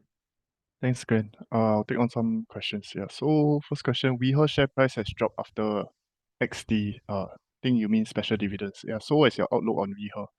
I think our our outlook on WeHer is still quite positive because from their latest announcements, they did win a new BTO contract of about half of their order book. So currently their order book is about 400 plus million. And they also have new property developments in Australia also, and they are also going to set up Fund 3 for a new PBSA in Australia, which they are also intending to sell. Yeah, so I do think that the revenue and potential sellings of these properties will come in next year. Yeah, so I don't think it will be so fast this year. And I think the key thing to watch out for WeHer is about their Tuas dormitory, because the lease will expire in November of next year. Yeah, so I think that is the risk for WeHer. However, I think the good thing is that Tuas dormitory has been supporting its growth. It is the main chunk of the worker dormitory. So it at least it will still bring in growth from now till November of next year. Yeah. Next question. Looking at the figures for UMS, the revenue growth for Malaysia is not able to offset the drop in revenue for Singapore. Isn't this bad? Yeah, so actually just to clarify, UMS revenue for Malaysia is able to offset the revenue drop in Singapore, because if you can see based on the geographical segments, Singapore's revenue drop is about 2 million, whereas the revenue growth for Malaysia is about 7 million. Yeah, so I think all in all, UMS is still able to achieve a 7% year-on-year growth. Yeah, so I think it's still a positive because the revenue growth for Malaysia is able to offset. Yeah. Second part of your question, dividend payout for UMS has been dropping year-on-year for the last few quarters. When will dividend payout stabilize and start to increase? Yeah. Management stated that dividend will still be on a quarterly basis. However, they don't have a dividend policy. Yeah, so I believe it has dropped year-on-year because they have been increasing their capex on the Malaysia plant. So currently their free cash flow is quite low at about 1.1 million compared to 3+ million last year. Yeah, so I think if you ask me, I think dividend payout will start to stabilize when their free cash flow is able to increase. Yeah, and I think a good sign is that they mentioned that capex will still remain flat compared to last year at about 30+ million. Yeah, so I think hopefully that brings some insights. Next question. Applied Material has increased revenue in Japan and Korea. Who are their key customers in these two countries? Yeah, so I think for Korea itself, their main customer is Samsung, because Samsung has also a foundry segment. For Japan itself, their key customer are some legacy players. So for I don't really have the names, but I know that Japan is not really in the advanced AI kind of playing field. So they are still currently producing about 16 nm chips and above, which Applied Material also has a big stake in. Yeah, so that is their key customer in Japan and Korea. Yeah.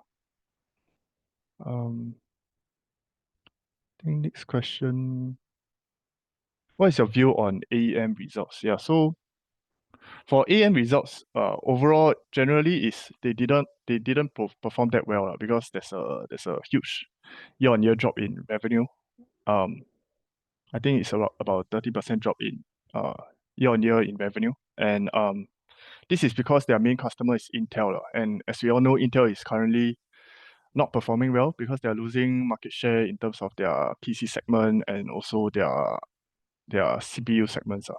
Yeah, so however, I think management is quite optimistic that they will be able to diversify out. For the 30% year-on-year decrease, that makes up about 100 million in revenue. And however, management did mention that they are still on track to achieve 100 million in revenue for the new customers in FY25 itself. Yeah, so I think management has provided quite positive guidance in this aspect, whereby they say they are able to make up for this loss in revenue. Yeah, but currently the view on AEM is still not very good, because I think it's still quite in line with Intel's view, which is still losing market share. Yeah.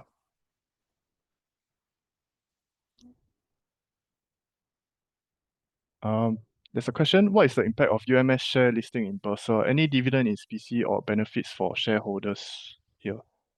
Yeah, so for UMS, in terms of their secondary listing in Malaysia, they did not provide much details. So I can't really comment whether they have dividends or not. The only thing that management mentioned about the listing is that it will be scheduled for completion in July of this year, July 2025. Yeah.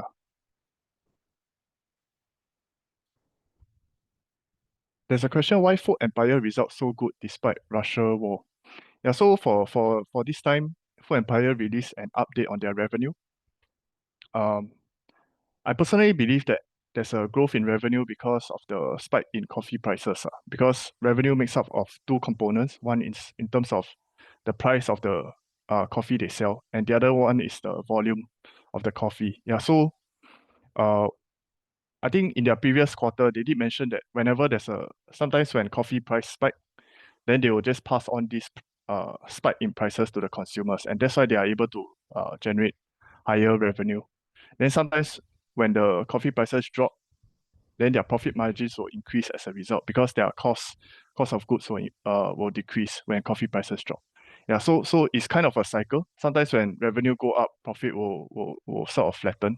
But sometimes when revenue go down, profits will go up as a result. Yeah.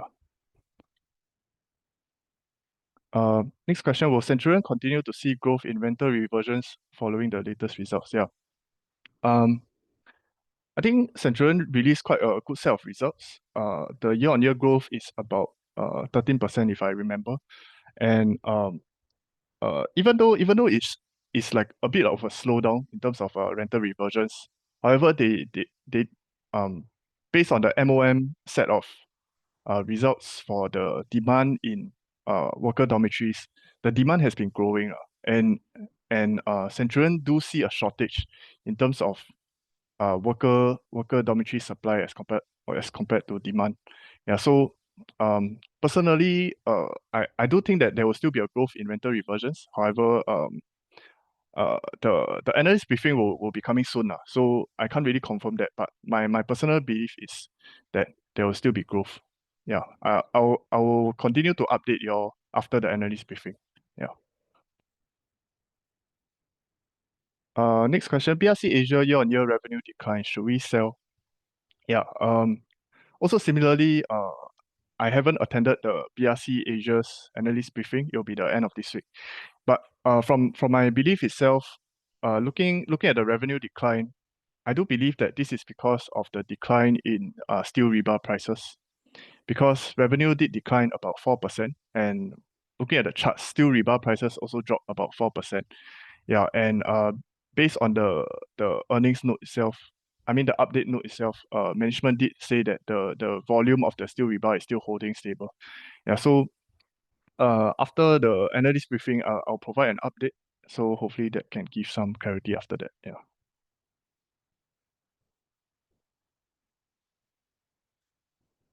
Yeah, I think that's all for me. Thanks.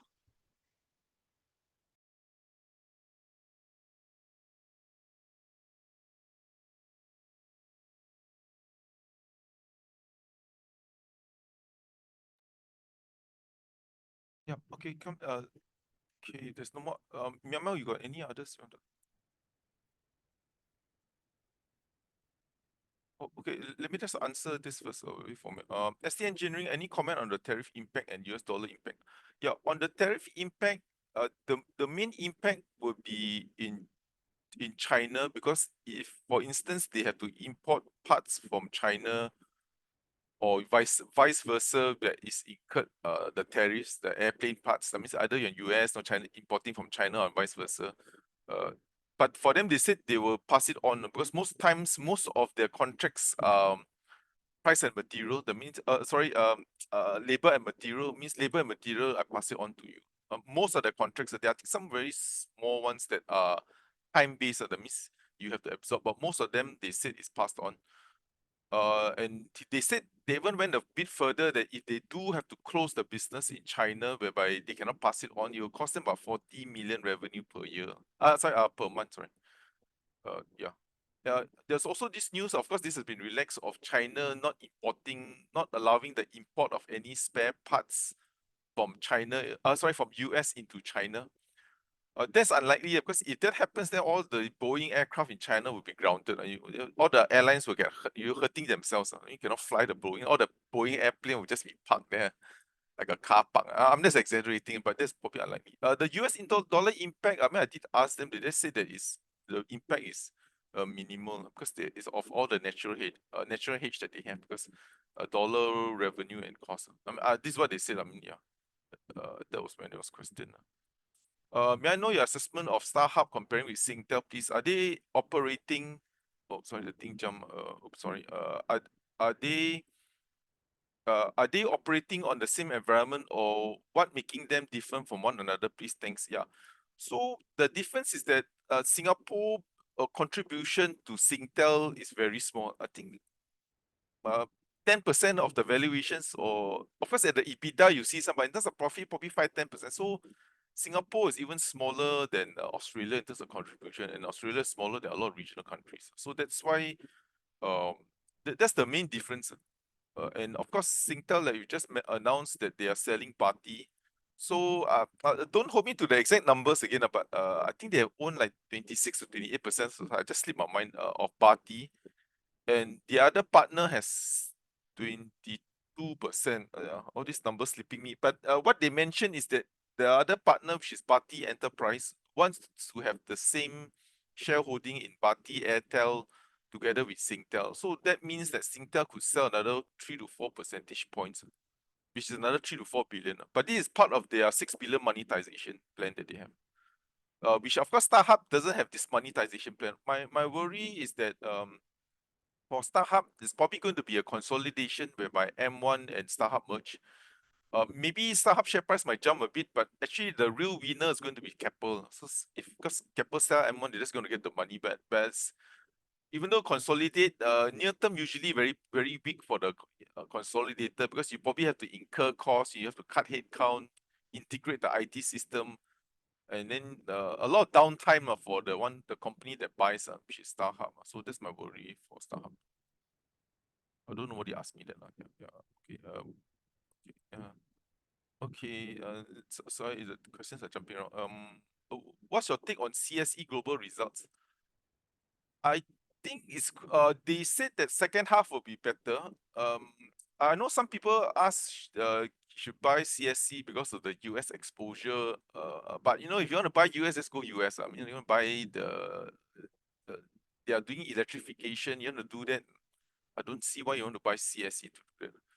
I think the first half numbers, this was only a first quarter update. I think first half might be weak because the order intake has been slow, because I think the change in US administration also caused a bit of pausing in terms of their customer spending. So I think second half will be stronger. So I think first half will be weak. I mean, that was what my own understanding or interpretation of the results. So don't expect anything strong coming out from them for the next 3 to 4 months. Hi Paul, are power counters a buy? Golden Agri, Bumi Pinau? Yeah, I haven't really listened to all the results yet. I need to give you a better view next week, but I think it looks good. I think palm oil will hold because of the biodiesel in Indonesia. But apart from that, let me give you more details by next week, next Monday. Yeah, sorry for that, but it looks strong. But you notice that the share price doesn't move much, even though the earnings are strong. Yeah, but let me get back to you on that. Sorry. Yeah. But for me, I think First Resources is the better one, because First Resources have the upstream growth in production, in prices, and downstream because they opened a new biodiesel capacity. Any concern of ComfortDelGro for ComfortDelGro on Grab getting street hailing license? I'm not too concerned because I don't think the demand for street hailing is also coming down. So I'm not so worried about that. Yeah, I'm more worried of Tada. Those Tada and Grab are fighting market share. So as a result, they are giving out a lot of promotions. So that is the bigger concern I have. Yeah. Because for street hailing, I don't think any of us actually do street hailing these days. Or you can see the stats. Street hailing continue to come down. I don't have it offhand. But the LTA does give a monthly stats on that. For dividend payouts, which has the better yield and has a sustainable for the future, SBS or the parent, I still prefer Comfort. Because Comfort, you get the growth in UK, which SBS doesn't have. And Comfort is already paying very aggressive. They are already paying like 80% dividend payout. SBS is a bit lackluster because you're depending on bus, which they lost Jurong, and they also depending on rail, where I think the earnings is improving because the electricity cost coming down, but I just get the feeling that SBS cannot report too much profit because it becomes a bit, I don't know, a bit sensitive. So my own view is Comfort is better because they got the like we mentioned earlier, UK earnings jumped 15 times. So that's something that SBS Transit doesn't have. You guys are accurate, relatively. Thanks for that. What to expect from Singtel's upcoming results? How much of party stake will they sell? I'm not. I think for Singtel results, or what would excite the market would be how they perform on Optus. Like, is there a big turnaround Optus? Because the rest are all associates which they cannot control anyway, right? So and of course, party selling, that is maybe why the share price done. But I'm a bit more hesitant on the share price in the near term. Unless Optus really turn around very strongly, then or NCS or one, then maybe the share price could rally a bit more. But the rest is all dependent on selling stake, which they already done, the 6 billion monetization, where they sold 1 billion of party, and the other divisions is improving steadily, but I don't think there's anything. The other thing they might probably sell is the Gulf stake, the InTouch stake that they swap with the Gulf telco. So that could be done. That's why for me the share price a bit, my own view, a bit topish for now, for me. Yeah. What's the view on Nanchong? Sorry, I didn't have a briefing. I don't have any strong views on Nanchong. Sorry, there was no briefing, so I can't comment. Will Riverstone results worsen after weak results? China tariff dropped to 30%. Yeah, I think Riverstone, I attended. I think the earnings is probably going to be weak year on year for the next 2 to 3 quarters. They are making, I think, 50 odd million right now per quarter ringgit. Last year they were making 70 odd %. Okay, so the two things that's dragging Riverstone gloves business is number one, so Riverstone has 2 parts, which is their clean room, which they sell to electronics. This is where they get like 50%. Is it? Yeah, I think 50% margins. Yeah, if I'm not mistaken, I mean 40-50% margins, which is unheard of in the glove because this is their own branded product. For that, they are facing some margin pressure because raw materials is going up. So the good thing about clean room is that the prices don't adjust. It's very stable. But of course, when your US dollar down, when raw materials down, that will pressure you. So that's the first pressure point. The second pressure point is healthcare gloves. So because they did well in healthcare because China couldn't go in because China tariffs went to 100%. So all the Malaysian glove manufacturers rush in, and when everybody rush in, then the prices come down. So that is where they're hurting, and initially they got some premium because the US importers were very desperate for gloves, so they're willing to pay a premium for healthcare.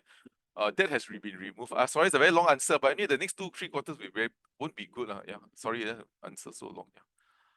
Given the US target, should we sell bond futures? I don't think so. My own feeling is that just like REITs, I think the Fed will start to cut in by end of by the late 2025. Just my own view. Yeah, but I wouldn't buy duration. I will probably buy the shorter term because you want to take the benefit of the rate cuts. Longer term, I think term premiums, that means the long end of the bond might rise because of all this noise. And also, if Trump goes ahead with his one big beautiful deal, then that means people are going to worry that the deficit might widen a bit more. So that might impact the long end of the curve, which is the 10-year rather than the short end. ST engineering time to take profit accumulate. I think can still rally. I think the defense spending still strong. Yeah. But anything above 810, 820, my target price, I think that's really stretching. Probably hitting 40 times PE. Yeah. Okay, I think I'll leave the rest up because we still got other. I'll try and type in for some that I can. Yeah. Thanks everyone. Yeah. Yeah, so let me try to take on some quick one. What is your view of S-REITs with the Fed delaying cuts again, and then the TA on these 3 REITs? I already the TA to Zain, but our view is still that the S-REITs will still start to benefit from all the rate cuts that happened last year. Remember, there were 100 basis points of cuts last year. So they'll slowly start to benefit. We've already seen some benefiting from low interest rates this quarter. And going forward, we expect DPU to continue to improve. Like about half of the S-REIT universe saw some DPU increases already. Yeah, and we expect more to have DPU increases next year. So yeah, with Fed delaying rate cuts, we still think they'll benefit from those rate cuts that have already been done. Yeah, and there's another question on please update Manulife US REIT status. Yeah, so for Manulife US REIT, they released their results last week, but there's no briefing yet. The briefing will be next week. So I'll update the briefing after the briefing. But from what I see from the business update so far is that occupancy is really, it dropped another further like 4 percentage points. So now the occupancy is below 70%. And during this quarter, so the rental reversions were extremely weak, was minus 9%. So the performance for Manulife is really not doing too great. But for them, the positive is that they managed to sell another asset, Peachtree. So that brings them closer to their 328 million net proceeds target by June. So they still have like just 2 months left, and they still need to sell another 80 million to hit the target. If not, you have to restructure their whole loans again. Yeah, so that is still the issue for them. So they're still short of 60 million that they'll need to divest more. Yeah, so that's just the update for Manulife. And yeah, I think that's all. I'll hand over to perhaps Meow or Sin or who. Yeah, thanks. Yeah, maybe I'll just take it. Yeah, I missed that question just now. I think it's the most unvoted one, and not surprising. Yeah, I'll get this. It's basically asking if I have read. Where is it? If I had read the article, Business Time article that banks should review dividend policies. Yeah, so for those who did not read this article or were unable to access it because I think it's only meant for the paid subscribers, right? It's a commentary article by one of their correspondents, basically saying that the banks should review their dividend policies and not give out so much dividends, right? Don't continue with this capital return initiatives that they're doing. Then he just went on and said that, you know, with the macroeconomic uncertainty, is this the right thing they're doing because earnings might drop, you know, and like really very doomsday, right? We're basically just saying that, you know, why are they doing this? They should be hoarding their earnings, right? Hoarding capital. But he failed to really address two key points, which is why the banks have continued with it, right? All three banks have continued with this dividend policy, and they are reiterating their commitment to it. The 2 points, the first one is that, you know, to address the allowances and provisions, they do have very strong provisions coverage to begin with, and they are strengthening it further. I mentioned it earlier where, you know, I said, you know, during COVID times, they bumped up and they buffered their provisions coverage. And then they are continuing, and they did not really release much of it. They released a bit of it, you know, in terms of GP write-backs, but they are still holding a huge sum. You look at DBS, which is the only bank that really announced or they say how much they have. They have 2.6 billion now in management overlay. So this is really a very good buffer for them. You know, how much more do you want to add on to this? Where, you know, it's really, I don't think they can add on a lot more. Right, so if you look at other banks, I'm guessing around 1, maybe 2 billion odd kind of management overlay. So they already have this huge buffer already. How you can't add on more without affecting, you know, the capital that they have, having too much capital. The second point which he failed to address in the article was that he did not say where this capital is coming from. He's assuming it coming from earnings, right? But I'd like to clarify that this is not coming from earnings. This is coming from the past capital that they have accrued so much of, right? So they've already set aside their amount to give back to their investors and their shareholders.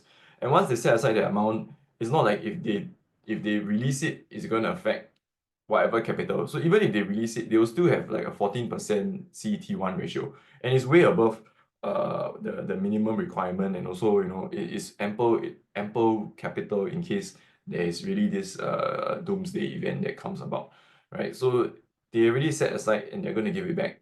And, you know, in terms of extra dividends, share buybacks, etc., right? So these two key points are really the things that make his statement a bit irrelevant, because you need to address the whole picture and not just look at one segment, like say, oh, earnings are down, they shouldn't give back.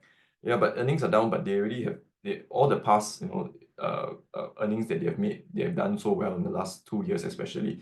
They have set it aside. They have enough provisions, they have enough capital, even if you're giving all this out. Yeah, so I feel that it's they have reviewed it and they realize that we can still continue to give back and also keep their original dividend policy. And I think they will still accrue, to be honest, they will still accrue more and more capital. So but of course, with this macroeconomic uncertainty, they might not want to commit to an extension of these capital return initiatives. But I believe that all three banks will have room to continue it for at least 1 or 2 more years in order to reach that optimal CET1 or the target CET1 of 14%. Yeah, so I hope that I think a lot of people have read the article, right? The headline is very attractive. But I hope that clarifies some of the worries, that maybe the banks might review their dividend policy and your dividend yield will just crash. Yeah, so I don't think the banks will do that. Yeah, hope that clarifies that worry or that question that people have. One more very quick one. What are the main differences in the guidance between all the three banks? There's really not much difference in the guidance. Even UOB has no guidance. Technically, they suspended it. Yeah, but the guidance is very similar. Yeah, they're looking at not much growth in this year. Okay, I'll hand it over to the rest of my colleagues. Thanks. Thanks, Glenn. I'll proceed to the TA portion. So let me just share my screen.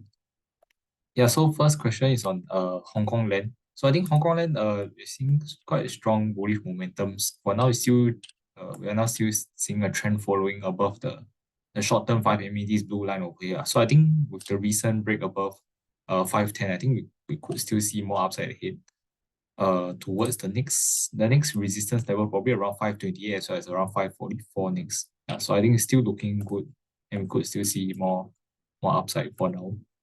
Then next one is 579 Hong, which is Beijing Clean Energy. So for this, I think it looks like a bit of a range consolidation right now. See, after this gap up, it's just consolidating sideways with resistance at around 247 and just around 238 to 247 right now. So I think we'll still see a bit of consolidation, but overall still looking good as a bit of higher lows being formed. Yeah, so still wait for a breakout fully above this 247, then we could see higher highs ahead. Next one is 1038 Hong Kong, which is CK Infrastructure Holdings. So for CK Infrastructure, I think a bit of looking a bit better because I recovered above the $50.50 level recently. However, I think the main resistance acting on it is this trend line over here. So probably a bit more sideways for now. I feel with some support coming from this around 51.50 right now, and resistance around 53. So unless you can break, must wait until you can break above this 53, then we could see more upside, maybe perhaps towards this swing high again around 55. Yeah, for now. So I think for now maybe a bit of a consolidation right now is doing a bit of a short-term pullback from this trend line resistance. Next one, okay, some of the Singapore counter. So first up, the banks. So first one, DBS. So DBS, I think there was a break above this consolidation around 42.50. I think then it's heading upwards around 44.50 right now. So I think we could still see the momentum continue upwards following this the recent consolidation break upwards to retest around 45.50 again, this resistance. And for UOB, a bit more sideways right now, but I think the break above this $35 recently should still hold as support. So I think for UOB, we might see a bit more consolidation still right now first. Yeah. For OCBC, also quite similar to UOB, a bit more consolidation kind of price action, where it's just sideways between like $16, about $16.30 in general. Then there's also a question about STI. Now, so for STI, a bit sideways, but since it managed to fill this gap around the 3,830, price action still remains quite good. Break above, there was a consolidation and then a breakout above that about around 2 weeks ago, and still price is still holding above the short-term moving averages of the 5 and 10 MA. So I think as long as this trend following still continues, we could still see STI slowly inch higher again, fully towards close to the 4,000 level again, which was the previous all-time high before the sell-off. Okay, then next one I'll talk about SGX. So for SGX, I think overall still in a bullish pattern, mainly in trading within this uptrend China itself. So recently it looks like a retest of the resistance break around $13.70. So we might most likely we see a bit of a sideways consolidation right now. I feel mainly between 13.70 to about 14.60. Next one is SIA. So SIA, I think after the result, it still continue to respect this short-term uptrend over here. So breaking above this 685 level today, still continuing on to have gains today. So I think we could still see higher highs to come for SIA towards 710, likely to be the next resistance, and like 738 is the next level.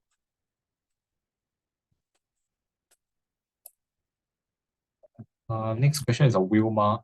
So for Wilmar, I think for Wilmar, nothing too much, still very sideways. So it's generally just still a lot of resistance at 310 and support is around $3 about it. So I think I will still expect some sideways.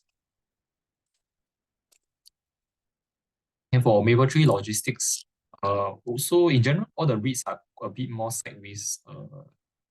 Support is still at 108, but a bit of a lower highs recently. So maybe a bit of consolidation with resistance around 112, 113, then 108 is a support.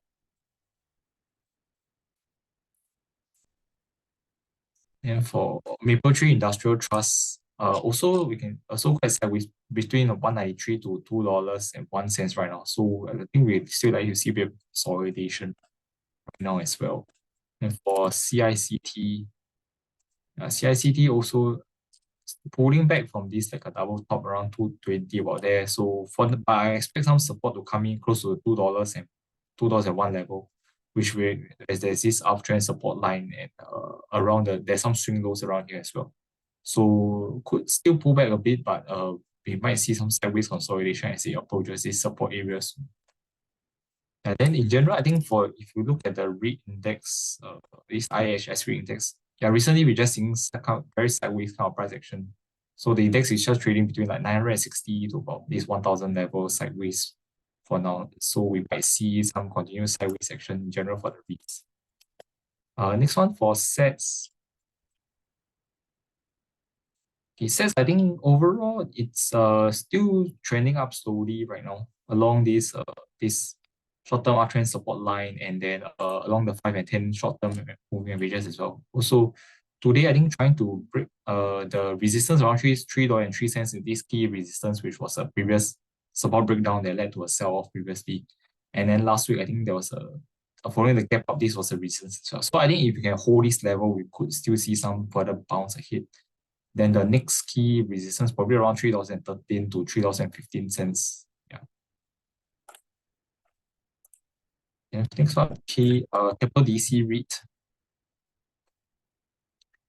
Yeah, for Capital DC REIT, I think it's sideways, generally very sideways. I think the support around $2.10 and resistance for now probably it's around 217, 218. So and then afterwards it's around 223. So I think we still likely to see quite sideways kind of price action. And then there's also a question, what's your view on S-REITs for the TA or the 3 REITs? Yeah, so we covered CICT, Capital DC, then I'll talk about Fraser Centrepoint. Fraser Centrepoint. Yeah, so Fraser Centrepoint, a bit of a step pullback recently as it broke below this 222 level, which was a previous breakout. So for now, I think we might see a bit of a sideways, or 216 to 223 this level. So 216 was also a previous level, now acting as a bit of support. So I think just probably sideways at a lower range for now. Yeah, following the break of this like high structure recently. Yeah, so I think general REITs should be quite a bit of a consolidation right now.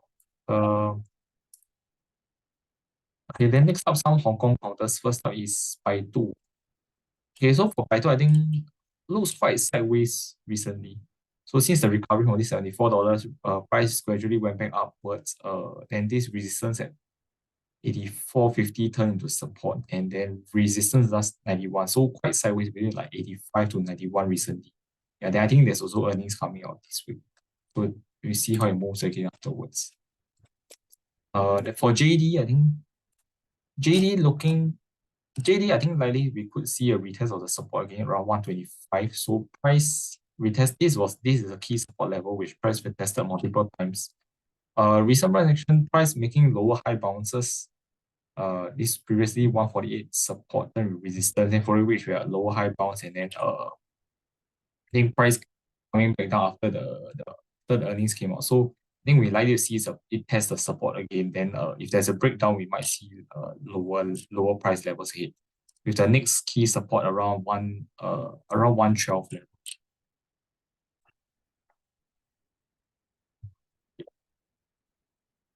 Next one is JD Logistics. So for JD Logistics, I think quite sideways for now as well.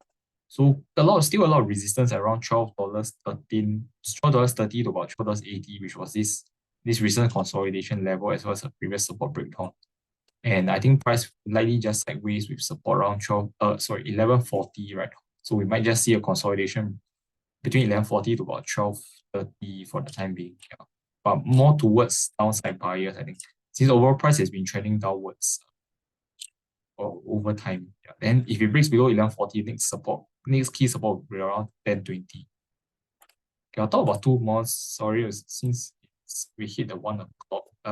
Next one, I'll talk about Alibaba. So Alibaba, I think after the results, it's kept down, but I think we likely to see a bit of further weakness. I think because previously price was trending in this very smooth short-term uptrend channel before that, and then there was a gap down over here. Today there's another gap down where the opening price was below the open price of Friday. So I think that still signals a bit of more weakness ahead.